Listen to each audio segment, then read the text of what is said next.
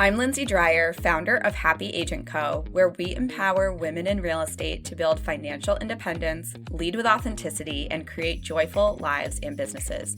Each week, I'll bring you bold conversations, actionable strategies, and the inspiration you need to build a business that supports your life, not the other way around. This is the podcast for women like you who want more than success. They want freedom. They want to make an impact. And more importantly, they want to do it all without sacrificing their happiness. Welcome to Happy Agent Co., where success is unapologetically yours. Welcome to this super special episode of Happy Agent Co. I am here in Phoenix, Arizona with one of my BFFs, Jennifer Myers. She is the founder and I think she's a coach, but she wants to be called a trainer. It's fine. You're just a genius. You're an educator. That's what you are. Badass. Whoops, I'm not a You can definitely swear. badass boss babe. You are such a Just badass boss babe of agent grad school. And we've known each other for a long time. so I long. know. We were so little. So little babies. I am still a brokerage owner in Washington, D.C. area, but Jen also had her own brokerage in the D.C. area. So that's really how we connected because we're both boss babes. I hate that term so much. All right. So today we're going to talk about shifting from agents to being the CEO of your business. And Jen has already informed me she does not like the word CEO. I do. I think it's I like the word. okay, good. But I think I never thought of myself as that, which Yes. is like its own set of We like therapy, I mean. business person, business Yeah. lady. And I think for some people they may not resonate with that, so that's the only reason. But ultimately that's what it is. Whatever you call Whatever it. you want to call it, Yeah. as long as it feels empowering. And I think like you're making that shift. So we're going to talk about shifting into what I like to call your CEO era or your business lady era, or I guess if you're a man, your business man era. So let's talk about personally where that happened for each of us, because I don't know if it's going to be different or Yeah, not, we'll but I see. feel like it probably will be similar.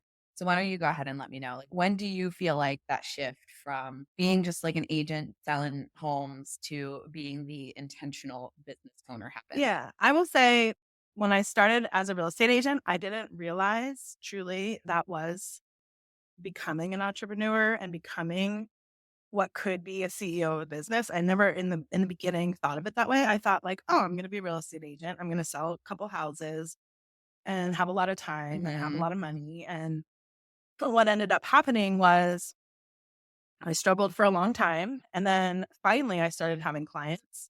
Finally, I started having consistency. And then for me, I think it was right around when I got to that 3 transaction a month. So what is that? 36? Yeah, 36. That's when I realized like, A, this was repeatable.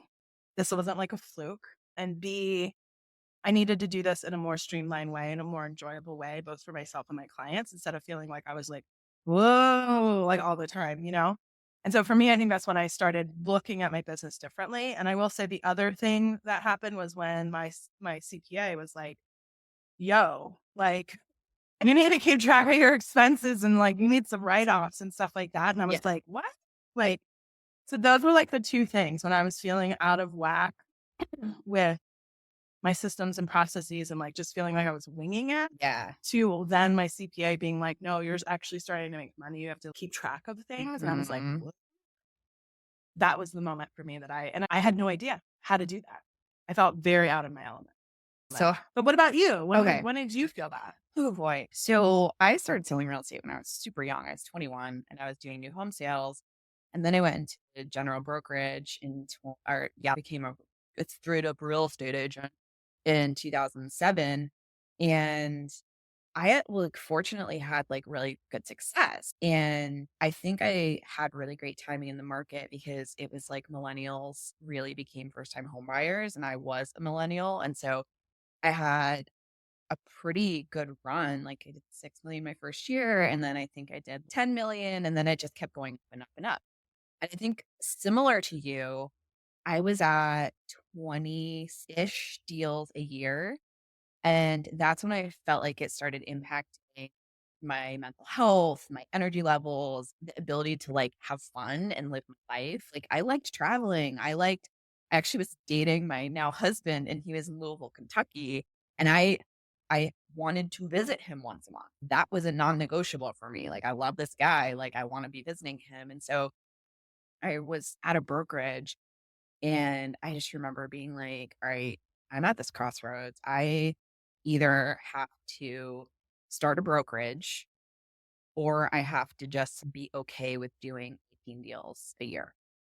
And back then, this is like 2011. Actually, when I started thinking about it, is 2010. I was like, okay, teams weren't a huge thing in the DC market then. So I feel like really the option was you either start a brokerage or you just you settle, like you settle at 18 deals. So I had started a brokerage, and that was when I felt like I had to shift from agent to CEO because at that point, like you're really running a legit business. You're supporting other real estate agents and you're trying to figure out the repeatable processes of like, all right, I had this success. Obviously, this is kind of snowballing. What am I doing that's working and how can I scale it? How can I work for other people? Yeah, I think we're similar. Like it's that 24-36 home mark where you have to something has to give. You can't just keep winging it. Yeah. But I also think for me, when I, like, as you were talking, I was like going down memory lane and I can remember getting a call from my CPA and being like, oh, yeah, you owe 50 grand in tax. Oh, yeah. And I was like, what are you talking about? How do you just call someone and break that news like it's no big deal? Because I think he thought with the money that I was making that I had my financial mindset of like running a business and I was Mhm. not. And I think that was the call that I was like, oh, I'm not taking this seriously enough or I'm not planning ahead enough. And I felt like that for me was the moment. It was like, to me, it was like both you've got to take in consideration the financial part of the Yeah. responsibility of that, but also then the everything that you're saying, like the systems, the business part. Because I think when you are a CEO or you're running a business, what is the business you're running, and is it a business? Right. So And what that makes it a business? I think for me, it was a repeatable system that I could rely on, knowing exactly when this happens, this happens. That felt like a business to me. I think things like having a bookkeeper, things like opening the bank account for the Mhm. business. Really, like I felt like I had to put like my big girl panties on and like I had to call a lawyer to Right.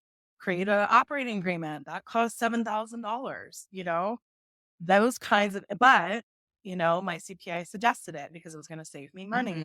Having that bookkeeper, doing the books every single month, understanding your financial, projecting the financial, knowing what you can spend on instead of just like taking every dollar that you are earning as a real estate agent and putting it in your like personal bank Right. account. Exactly. That's not having a business, right? Having a business is like I have a bank account, I pay myself. That was the other thing, like starting to pay yourself a W-2. Mhm. Then you feel like, what? I'm an employee. I have a 401k plan.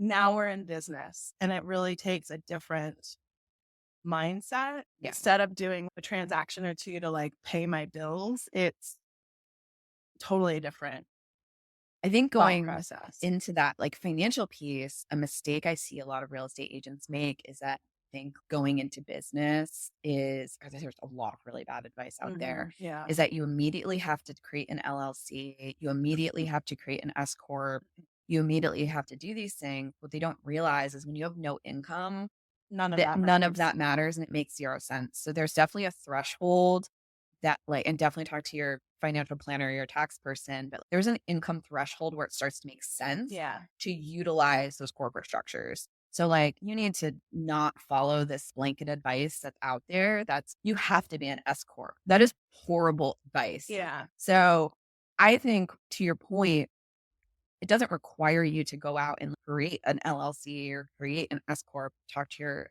CPA or your attorney, but I do think it means treating your money like a business. It's not just like it flows into your personal bank account. I like your point of you need to have a bank account. You need to be setting aside money for estimated taxes. You need to start like thinking of yourself like an employee of your business. Mhm. And then yes, there's expenses that are involved Like, you need to start tracking your profit and loss. Every month, you need to be taking a look at, did I lose money this month? Did I make money this month? And like the goal is obviously to have every month be profitable, but really keying in on not being scared of that piece. Cause I see a lot of people who are so freaked out by it. It is scary though, because Yeah. it's like when you get a bill, an attorney bill for thousands of dollars, and you're like, what did I just do? But it actually is an investment in your future financial like structure Yeah. that will pay itself. And again, I'm not giving financial advice on it, but the advice that I was given for myself personally was right when I was kind of at that Yeah. 150, 200 mark was like, you need to start changing things to benefit you financially. Those may have changed. This Yeah. was like back in, mid 2000s when this was Right. happening for me. So, all of this may be different now. But yeah, that was it. And also I think another one for me is like seeing you have money in your business account and not draining it because Yes. right? Like that is a hard thing to do, but that is again, that's kind of like running a business. It's like, no, that's my business account. And just because I want to buy, a new car, or I know that's a good example. If I want to add an addition on my house, Mhm. that's not, I have to pay myself that money, save that money separate from my business. Exactly. Yeah, there's definitely a money mindset shift that has to occur because it's that money that comes in is no longer yours No, personally, the agent. That money that comes in is now the business's money. And that's you get to decide as the CEO of your business what you do with that money, but that money isn't automatically yours. It might be allocated for expenses down the road. And I think that's another part of getting into the money management is that real estate's so cyclical that cash flow can be really hard to manage. I know we usually get a spike in cash flow in June and July when we have our big closing months. And then it like takes a dip and then it's back up a little bit in October and November. And then usually it crashes through the floor until April. So I know that from 14 years of owning a real estate brokerage. But when you're initially getting into really starting to track this stuff and paying attention to your money, knowing those cycles can become really important to managing your cash flow. So, well, and on that note, right, like one of the thoughts you have to have during those times is not, I'm the worst. I'm never going to sell a house again. This isn't for me. You can't have that thoughts. It's like, this is a business. So how would a CEO or how would somebody who owns and runs a business think about those dips? It takes a few years to figure out what yours are. And mhm, they're always ups and downs. And some of them may be more extreme than others in certain years, but right? Just because, a business, when Apple has a down year or whatever, exactly. they don't fold up shop and tell themselves that they're like not worthy of this. They weather it and they look at it and say, okay, what is the storm that we're weathering? Is this normal, or is it something that needs to be, do we need a new product? Yeah. I mean, something. Yeah. Is there a tweak that needs to happen? Like, because there's really only two things you can do to make more money: sell more, get more commission, or decrease expense. Yeah, Like, those are literally it. choices. Those are your choices. As the CEO of your business, are you going Which to one? cut Yeah. expenses or are you going to sell more houses? Yeah. Hopefully it's both. And then you're really making money. Uh, we'll see. Um, okay. So another thing I want to talk about is like your why of becoming a CEO of your business or stepping into that business owner era. So what was your big why on what made you make that shift? It's a good question. I think at the time I kind of fell into it because I was guided to do those things. It was happening. Mhm. And I'll be perfectly honest, I felt like when I started learning all the tricks of the trade and the advantages of having a business, things like being able to create your own 401k plan, things like, Yeah. I was fortunate enough to have a defined benefit plan and being able to put so much tens of thousands of dollars away for retirement every single year. That is intriguing to me. And so it was almost like this game that I got Oh, to yes. play. And Yeah. I was like, what is all this? Like, it was so eye opening to me that like all these things existed. And I was like, how is it that no one knows about this stuff? And I want to play this game. Mhm. I just thought it was so I don't know. I thought it was so interesting. It sounds like it just gave you a bigger playground. Yeah. Like I you was were like, able to what? do more stuff. It's like the difference between playing checkers and chess. Yeah. You know, it's like, what is this game? And this is so cool. And there's a strategy. And like, if you play it right, you really can win. I liked that aspect of That's it. cool. Yeah. I never thought of it like that, but you're right. It does create a bigger, there's just bigger stakes and like a bigger playground to play with. Like there's more tricks that you can play. And they're all legal and they're Totally. all fun. But at the end, they're like for you as the business owner. And I was like, Yeah. what is this wizardry?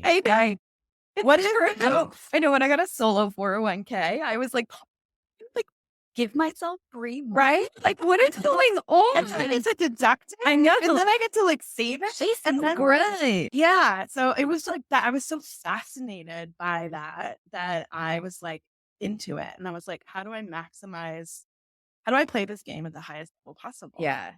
That's awesome. That's a good, I mean, that's a really fun one. Yeah. I think for me, what was really motivating or what success looked like, I was tired of I'm going to be really honest, the patriarchy.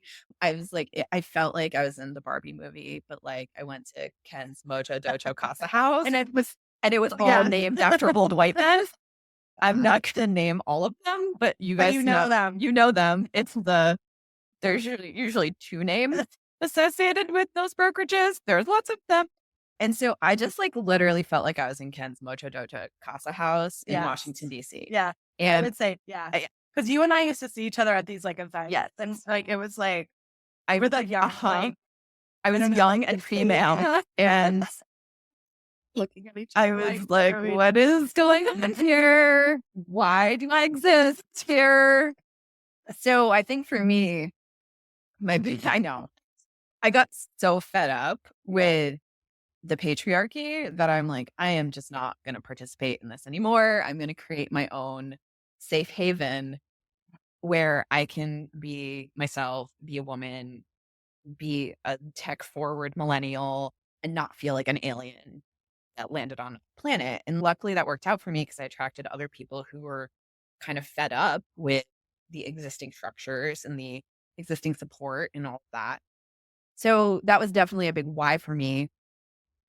And I think success has always been, like we were talking about this earlier over coffee, is like freedom, fun, and being creative. Like those have always been my like guiding principles. And so I thought that running a brokerage would give me freedom, fun, and creativity. And girl, that did not happen for a while, which is why I like helping other people shortcut and fast track. I'm like, hey, do you want my that I've learned? Because that shit didn't happen until I had a baby and really had to like fuel to the fire. It was like had to do it because I had no choice.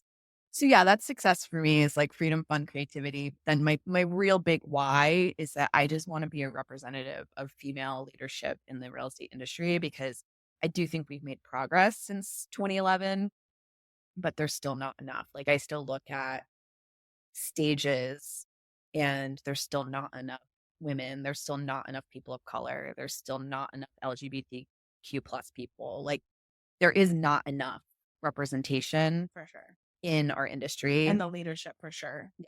Leadership stages. Like it's really infuriating. And that it's not about money for me. It's literally about representation. And I've had buyout options like in fairly good figures. And I'm just like, no, it's not about money for me. I'm not selling out. Sorry. So what's interesting is it feels like with when you became a CEO, it's like when you started your brokerage. Mhm. Yeah. And for me, I feel like I stepped into that before I started my brokerage. Yeah. So for those listening, like it may be when you start a team or it may be when you start a brokerage, but I think also you should be considering it, even if you are forever a solo agent. Yeah, I totally agree with you. Let's dive into that a little bit more because I do think there's this misconception out there that you have to start a team or you have to start a brokerage. But let's talk about solo agent. I know agents out there who are doing 75 deals a year, technically by themselves. Yes. But they've learned to delegate what isn't necessarily important. Like they're not the dollar driving tasks. So What have you seen on the solo agent side that works really well in terms of becoming a business owner in terms of delegation? Yeah, delegation specifically, I'm a big proponent of lean and mean, especially nowadays with all the automation that could happen. So I think the process to me is first know your systems, define your systems, like really what is the business? What is your business? Because like how Lindsay runs her business is going to be different than how I run my business. Right. And when you really look at what a business is, it is essentially your processes and then how you get clients and all of that. And I think for so long I was confused about this word business because I think we learn that a business, they say you don't have a business unless the business doesn't need you to operate. Right. And I personally don't agree with that. I think that's like an amazing thing to aspire to. And I think you could get there eventually. But I do think you have a business before you're able to step out of that quote Yes. unquote business. Yep. So to me, that means you have consistent revenue coming in. People are coming to you. They want you. They want to work with you. So you have to have that engine because that fuels everything. And then the next piece of it is your systems and processes, which essentially creates the experience that the people want to tell everybody about, which then drives the reason why they want to choose you. And then the third to me is how much of that can you put on automation? Because you could do a lot of it. Now, that's not to say that like you're not involved. But for Right. me, that automation meant pinging me when it was time to do X, Y, and Z, and that can all be automated so that I don't have to think about it.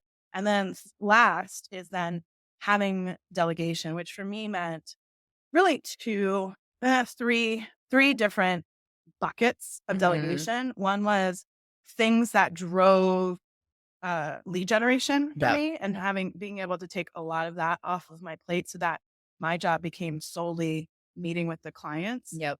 The next bucket was admin. So having somebody who could run the systems after I defined them and said, this is what it makes my business different than other Mhm. businesses, having somebody be able to run that um, and essentially run the automation. And then last but not least was for me, the biggest change in my life was that admin and the showing assistant. Those are my Showing two. assistants are absolute must if Yeah. you're going to stay solo. Not a buyer's agent, very different than a showing assistant.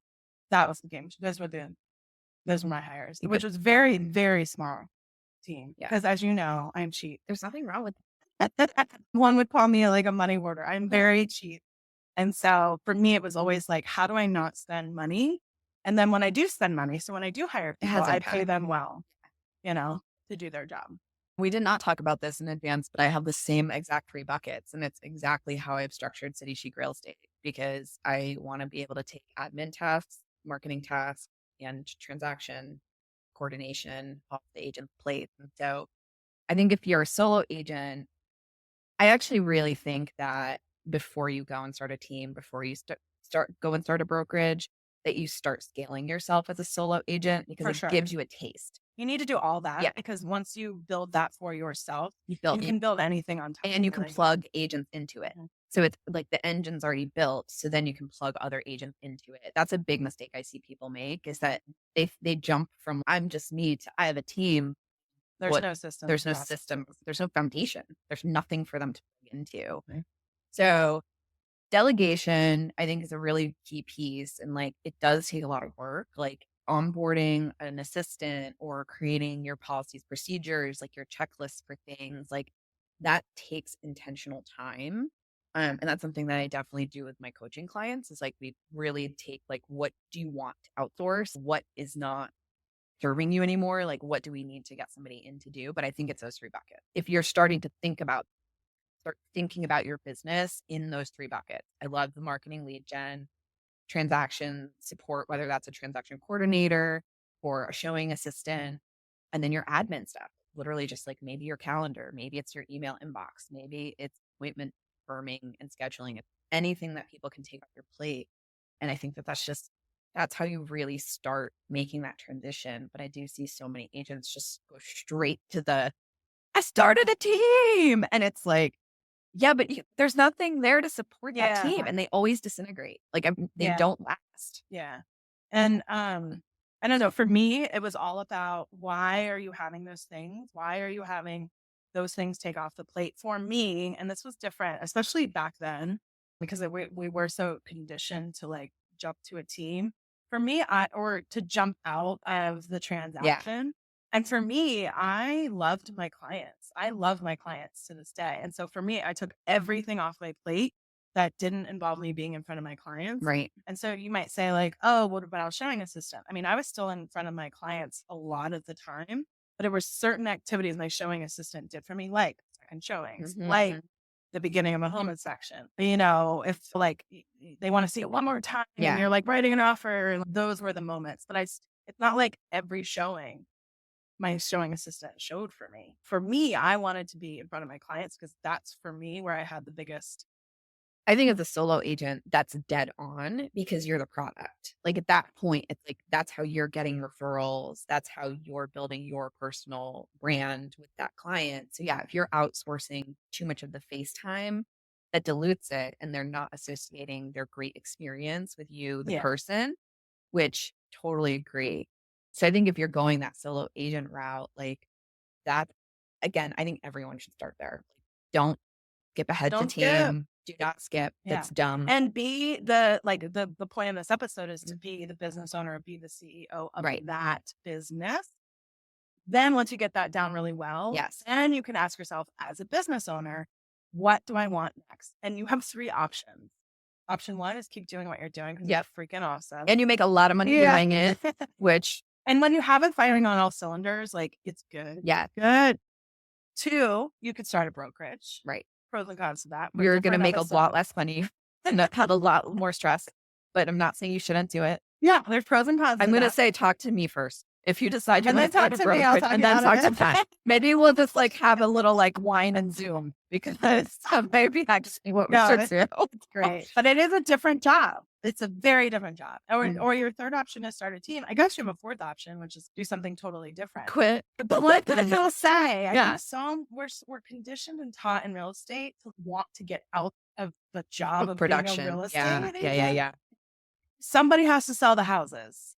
So what I will also say, the further you get removed from the actual selling of the houses, the less money you're going to make 100%. per transaction. 100%. So, and the more like you give up the referral of it, or the like the cycle of it, like the churn of it explodes. And it does become like a people management business more than a doing the transaction business. So that's another thing I think people don't understand is when you get to team lead, when you get to brokerage owner, so much of it is agent management and employee management and people management, which I am terrible at. Which most real estate agents are horrible at it. Like most of them are like, they're just people pleasers. They're non-confrontational. That's what makes them good real estate agents.